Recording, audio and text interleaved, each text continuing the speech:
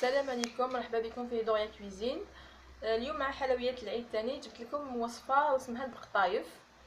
حنديروها بطريقه البقلاوه ولكن نكملوها بالقطايف من الفوق. حنايا هنا عندنا عجينه البقلاوه، نفس العجينه اللي سبق ودرناها في وصفه البقلاوه.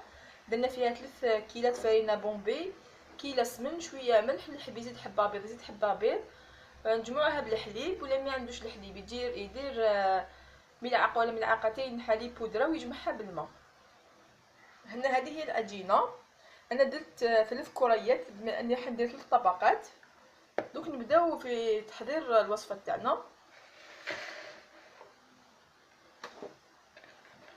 نبدا نفتح العجينه بدون آلة البقلاوه اللي فتحنا بها، غادي نفتحوها باليد برك.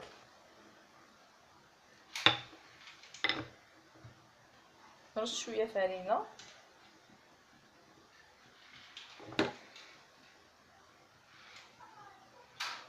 هاد الوصفه لو برينسيپ سيك لازم نحلو لاباط رقيقه حتى يبان لنا لو بلون دو طرافاي هذا تاعنا، نرققوها ماكسيموم. فوالا بهذه الطريقه. دوك انا نرفدها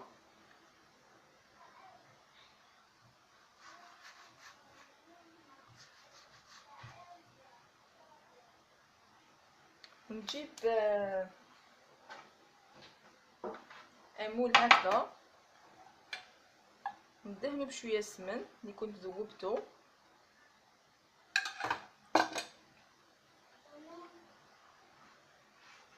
نطلع كامل هكذا في الحواف، ندهنها بيا،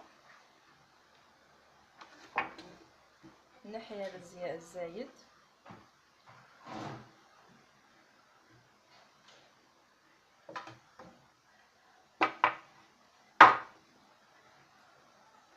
نجيب العجينه اللي فتحناها،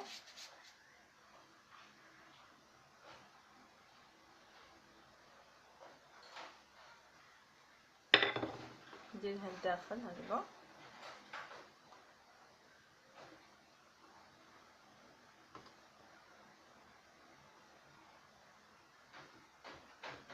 هذه الوصفه سريعه تمتم نوجدوها، سورتو كي ما نكثروش فيها الطبقات مليحه، تجي خفيفه وطيب لداخل. هكذا سقمتها مليح، نزيد نديرلها شويه سمن،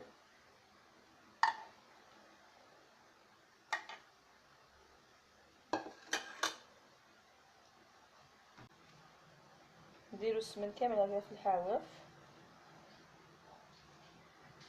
نقص بس درت بزاف.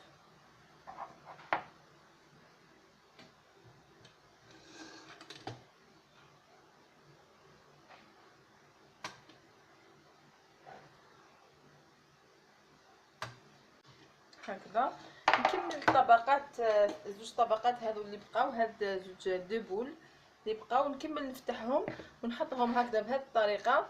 بين كل طبقه وطبقه ندير السمن، نزيد نحط الطبقه الثانيه بنفس الطريقه.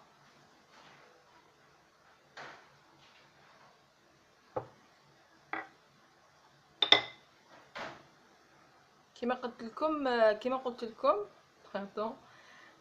لكم رققوها ماكسيموم.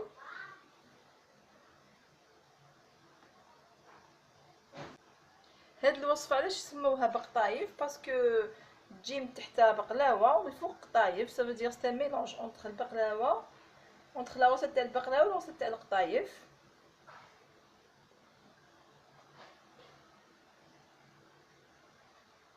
هنايا بيسك لا فورم تاعها رون، هنا في لو كوان كي تجيكم هكا مكمشه تقدروا تعاودوا تقطعوها، ديروا لها هكا.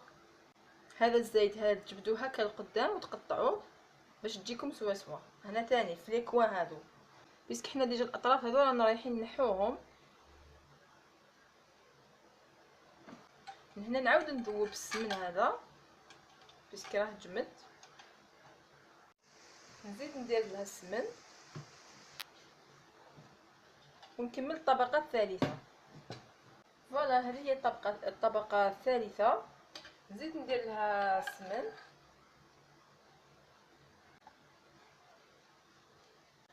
انا هاد الاطراف الا شفتو هاد العجينه الزايده هنايا الا شفتو كنت نحيها من قبل ما ندير الطبقه اللي قبلها باش ما يضربهاش الهواء باش ما تيبسش. باسكو كي نحب نزيد نستعملها في وصفه اخرى باغ اكزومبل نديرو لي كورني ولا ما تيبسش العجينه هذه، باسكو كي نخلوها حتى نكملوها لا فين تيبس لنا. انا نحيها من قبل ونديرها في كيس ونخدم البقلاوه بالعقل باش ما يحطوليش هذوك الاطراف.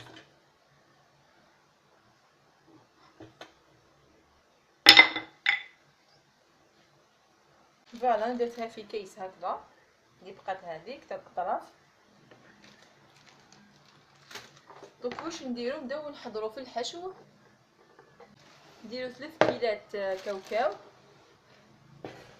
وهنا درت ديجا كيله. نزيد الكيله الثانيه،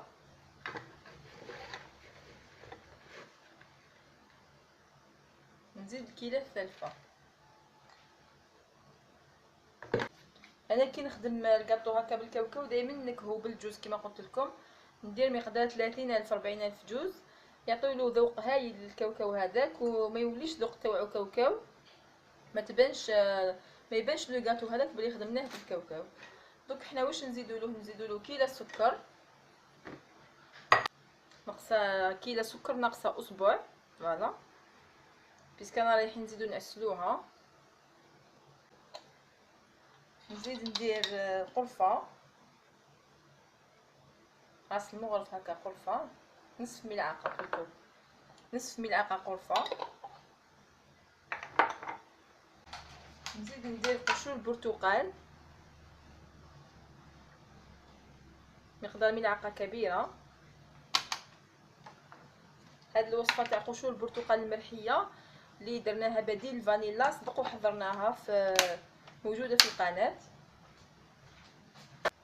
نخلطوا هاد لي زانغريديون.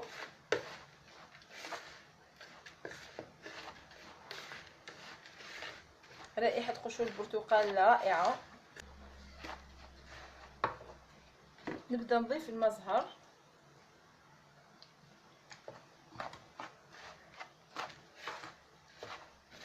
ندير غير بالعقل. حنا الخليط تاعنا يجي مرمل، نزيد شويه.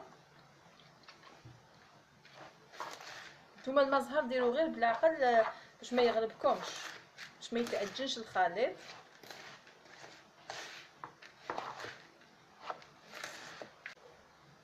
نزيد لها كميه من نواه كوكو مقدار نصف كيلو هكذاك.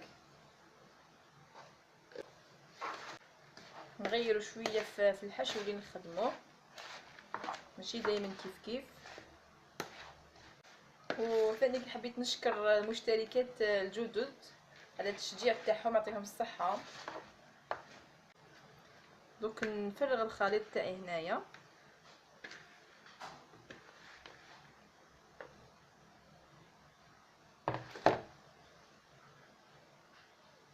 انا الكيل اللي استعملته كبير شويه، دونك نفرغ غير بالعقل باش نخلي بلاصه القطايف تاعنا.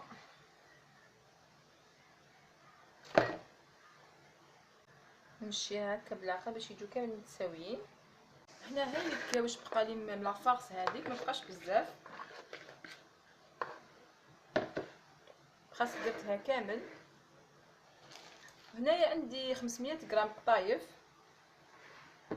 اللي يتباعوا في لي سوبيرات نورمال. هنا كيس تاعهم هاوليك عادي. كاين ثاني هذا النوع تاع القطايف اللي يجوا بالطول، تقدروا ديروا ثاني هادو. هذيك الاخرى يقولوا لها القطايف التركيه، هذه قطايف تاعنا. واش ندير لها القطايف هذه؟ نشمخها بالسمن مقدار 200 غرام السمن هكاك، ندوبو ونشمخها بيان بيه.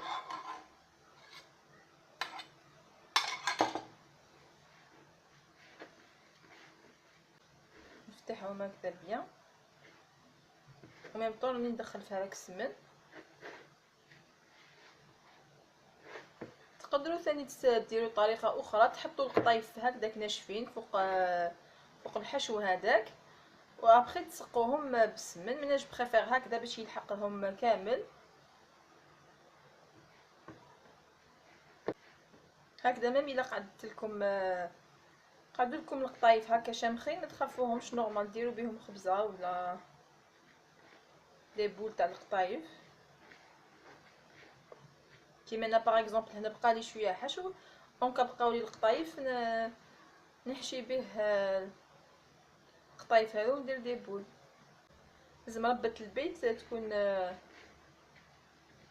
ذكيه، على بالي بلي ما تخصوش الذكاء، الله يبارك.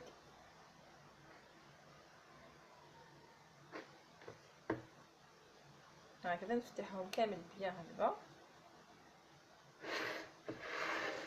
ونبدا نستفهم فوق الحشو.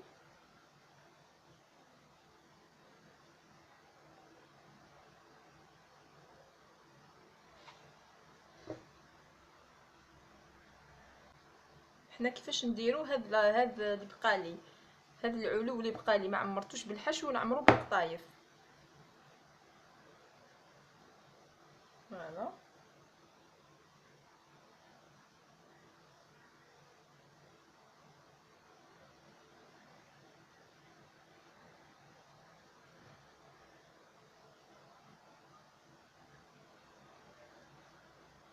فوالا هكذا دخل كامل هادو اللي راهم خارجين هادو.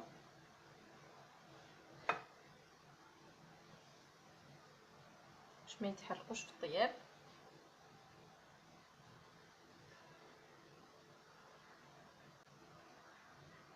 نفتحهم ومن نحط فيهم وما نخليش الفراغات، نغطي كامل الحشو هذاك بطريقه مليحه هكا.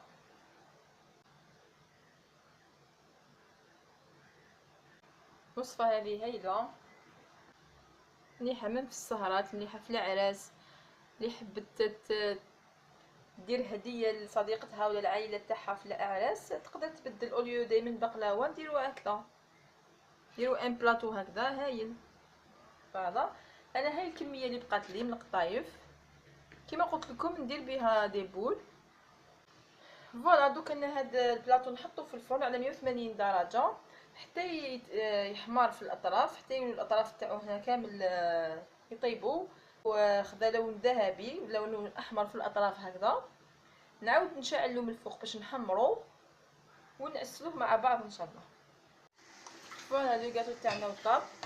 هنايا عندي مقدار 800 غرام عسيله سخنتها، ما نديروهاش ما نزيدو لها حتى حاجه بليتو، نسقو بها كامل لو غاتو تاعنا. وهنا الا شفتو خليتو تحمر بزاف باسكو كي ياخذ لون وردي برك كي نديرو العسيله يعاود يتكلرسا في لا كولور تاعو كلار. باغ كونطخ كي يتحمر بيان كي نعسلوه يجي سوا يجي لون تاعو سوا.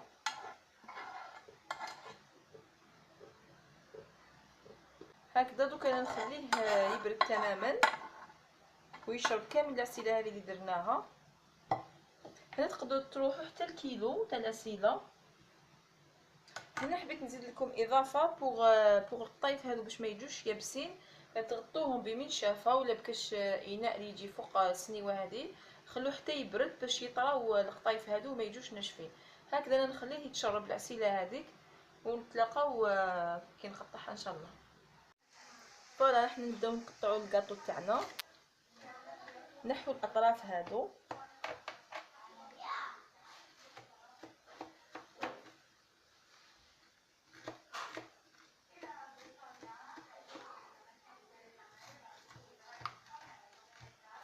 انا هنا خليتها ريحه بخسك زوج سوايع برك، نشوفوا كيفاش راهي طريه.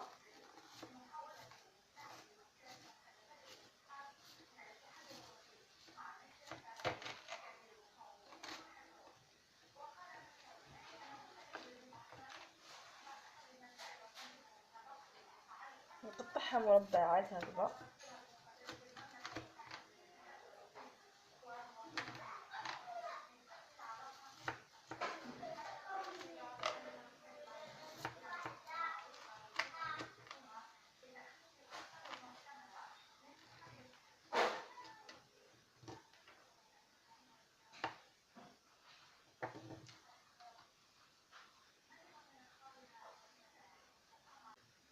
راهي مازالها سخونه شويه. شوفوا القوام تاعها، شوفوا كيفاش طابت من التحت. فوالا هنا ندير لها هاد العقاش لي بيرل هادو ارجونتي.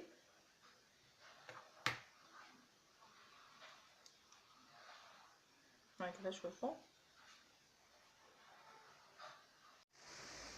هكذا. هذه هي حلوة البقطايف تاعنا، ان شاء الله تكون عجبتكم. شوفوا العلو تاعها وكيفاش طابت، لا كولور تاعها شابه، لون ذهبي شباب هايل.